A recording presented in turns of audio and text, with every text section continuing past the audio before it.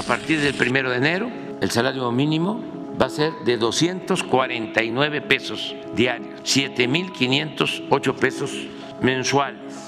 En los últimos años, el salario mínimo se ha incrementado sustancialmente. Sin embargo, su nivel sigue siendo insuficiente para que una familia con ese ingreso no sea considerada en situación de pobreza. Pero no solo se trata de un tema del salario mínimo, a eso se le suman otro tipo de barreras que también limitan el ingreso y poder adquisitivo de las familias, evitando así que exista igualdad de oportunidades. ¿Cómo podemos crear un mercado laboral que impulse la movilidad social? El mercado laboral tiene ciertos obstáculos para fomentar una movilidad social ascendente adecuada, ¿no?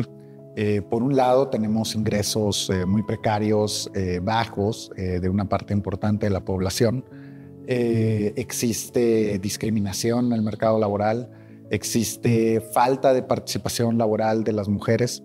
Entonces, esos tres ingredientes son fundamentales para explicar una falta de movilidad social. Tener desigualdades excesivas afecta el desempeño económico de un país. Hay más inestabilidad social, política, lo cual afecta las inversiones, lo cual a su vez afecta el crecimiento económico. Entonces, por eso es tan importante reducir o eliminar las desigualdades en el mercado laboral, de tal manera que esto ayude a las perspectivas y el desempeño económico del país. No es posible hablar de movilidad en el mercado laboral sin abordar la enorme desigualdad que existe entre hombres y mujeres. Para el caso de las mujeres en México, muchas se ven excluidas del mercado de trabajo para realizar, sin remuneración alguna, labores domésticas o de cuidado de otras personas. Según el Consejo Nacional de Evaluación de la Política de Desarrollo Social, mejor conocido como Coneval, el tiempo destinado tanto al trabajo del hogar no remunerado como al empleo fue aproximadamente 1.3 veces mayor en las mujeres que en los hombres. Las horas en el trabajo del hogar no remunerado también fue 3 veces mayor en las mujeres. La realidad es que la división del trabajo entre hombres y mujeres es un factor estructural que implica una mayor vulnerabilidad de encontrarse en situación de pobreza para las mujeres. Aproximadamente 52.8 millones de mujeres son mayores de 15 años y de las cuales la mitad, como un 23.6 millones de mujeres, están en el mercado laboral, entonces la mitad está fuera de ese mercado. ¿Qué nos dice eso? Que por muchas razones no se están incorporando, pueden trabajar pero no lo hacen. Entonces todo esto viene complementado con lo que es el sistema de cuidados. Si este sistema de cuidados se desarrolla y se fortalece, esos millones de mujeres que no pueden incorporarse al mercado laboral lo pueden hacer. Tenemos que buscar integrar económicamente a las mujeres en nuestro país. Y esto pues no se hace de forma sencilla, tenemos que hacerlo con diferentes políticas, no con una sola política, pero es la política probablemente con mayor rendimiento social del país, integrar económicamente a las mujeres a la fuerza laboral. La participación laboral de los hombres es cerca del 82%, en mujeres baja 43% esta participación para mujeres sin hijos. Las mujeres con hijos menores de 6 años, esa participación baja 36%. Vimos también que las mujeres también se salen del mercado laboral. Casi cerca del 77% de las mujeres renuncian a su empleo por tener responsabilidades en casa que no las pueden cubrir. Entonces, no es que las despidan. Sí se requiere una regulación, sí hay mucha discriminación, como dice Raimundo, sobre todo por cuestiones de embarazo o por cuidados que tienen que tener en casa que no pueden cumplir con sus funciones, pero no las despiden, renuncian la mayoría de ellas. ¿Y por qué renuncian? Porque no tienen un empleo que les pueda brindar ese apoyo, que les pueda dar esa prestación, tanto para un empleo de un esquema flexible o que den permisos si hay una emergencia en casa del niño, del adulto mayor. Esa flexibilidad es importante para que la mujer se mantenga en el empleo, se mantenga en el trabajo y pues haya una igualdad y también las mujeres tengan una mayor movilidad social. Para atender el problema de la baja movilidad en el mercado de trabajo, el SEI realizó una propuesta que busca recuperar el poder adquisitivo del salario, aumentar la participación laboral de las mujeres y reducir las prácticas discriminatorias en el mercado laboral. Las políticas a implementar que recomendamos desde el SEI para eliminar las barreras al mercado laboral son, en primer lugar, fortalecer el Sistema Nacional de Cuidados para que más mujeres se puedan incorporar al mercado laboral, eliminar estas barreras de discriminación que existen en el mercado laboral, fortalecer y mejorar el transporte público para que haya mayor agilidad y mayor seguridad para las mujeres en el traslado al empleo, así como aumentar el salario mínimo de manera paulatina cada año. Pero sin duda, uno de los temas más controversiales en los últimos años ha sido justamente el aumento del salario mínimo, el cual ya acumula un crecimiento inédito de 110% en los últimos 6 años. Es importante tener claro que el salario mínimo es un piso base para que a partir de esa cantidad se establezcan los pagos laborales. En 2018, el salario mínimo general se ubicaba en 88.36 pesos diarios. Para 2019, el incremento fue de 16%, siendo así el primer incremento importante de la historia reciente. En 2020 se logró un aumento de 20%, para 2021 de 15%, para 2022 de 22% y para 2023 y 2024 el aumento fue de 20% cada año. De esta manera, el referente general ha pasado de 88.36 a 248.93 pesos diarios en 5 años. Históricamente el salario mínimo ha sido controversial, ¿no? Porque, pues bueno, en los 80s y los 90s, con las crisis que vivió el país, se le asoció al salario mínimo ciertas consecuencias negativas. Entonces, la pregunta es si aumentar el salario mínimo es bueno o malo. Y pues bueno, esta respuesta es depende. Lo que sabemos es que este incremento en el salario mínimo redujo la incidencia de pobreza. Sabemos que el empleo formal no fue afectado por el incremento en el salario mínimo. Entonces, muchos pueden pensar que el incremento del salario mínimo genera informalidad, va a hacer que el empleo formal no crezca tanto. Esos aspectos no los observamos. Entonces, en términos de inflación, mucha gente puede pensar, no, pues el salario mínimo es muy malo para la inflación, la inflación está creciendo. Bueno, o sea, vemos los números y el salario mínimo ha crecido más que la inflación medida con el Índice Nacional de Precios al Consumidor. Pero podemos tomar otras medidas que no sea el índice. Podemos tomar el crecimiento de las líneas de bienestar, la de la canasta alimentaria o la de la canasta no alimentaria. Y lo que podemos ver es de que el salario mínimo ha crecido más. ¿Qué implica esto? Que el salario mínimo ha ganado en términos reales de forma sustancial en los últimos años.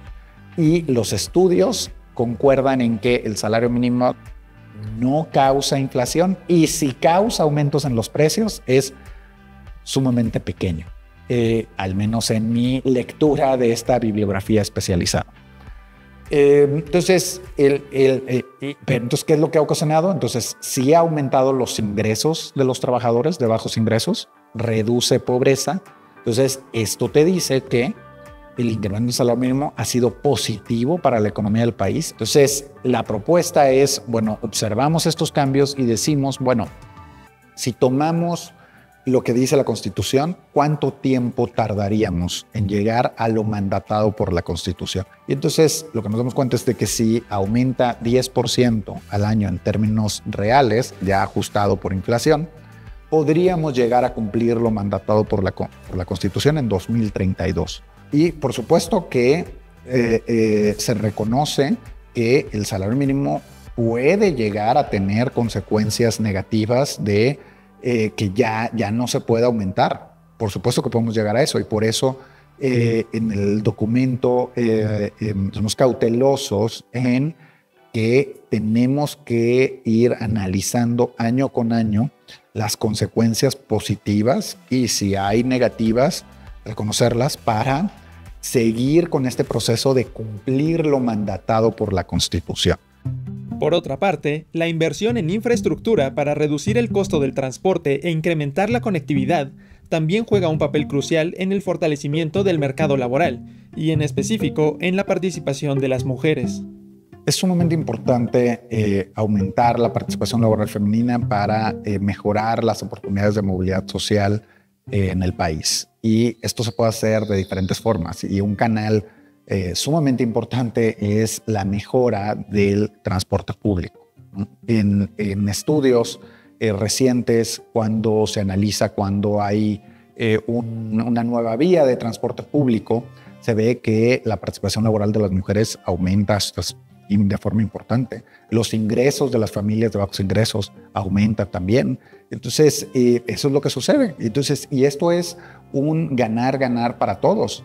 Las familias mejoran sus ingresos, pero también las empresas tienen acceso a más trabajadores, más trabajadoras, pueden elegir de mejor forma, puede haber un mejor vínculo entre trabajadores y empresas. Esto eleva la productividad en el país. Entonces, el transporte público tiene que verse como una vía fundamental para mejorar el desempeño económico del país y a la misma vez mejoras la movilidad social que tenemos. Respecto al tema de transporte, también existe evidencia de que muchas de las decisiones de las mujeres en cuanto a incorporarse o no al mercado del trabajo es el traslado.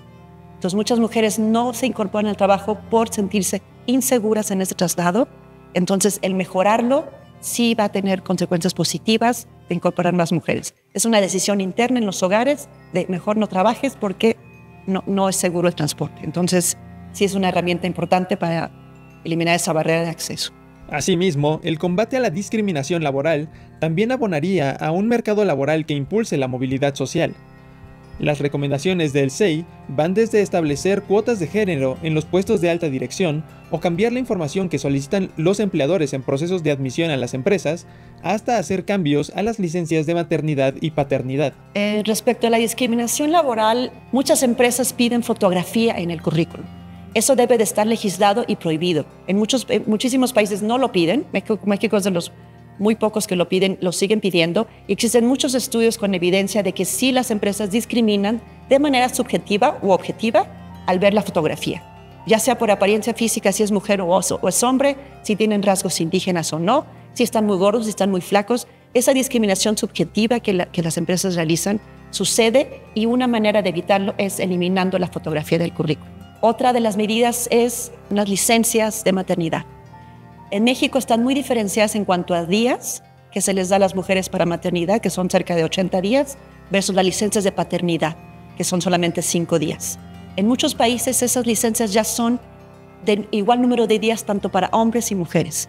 Entonces las empresas que hacen deciden mejor contratar a hombres porque se van a ir menos días que mujeres. Entonces, al equiparar esa licencia en igual número de días, se puede lograr una igualdad entre hombres y mujeres, que en muchos países funciona y funciona bien, y ya no es una decisión para la empresa de contratar o no mujeres. Y tanto hombres como mujeres tienen que tener el derecho y responsabilidad de cuidar a sus hijos, y no únicamente que recaigan en las mujeres.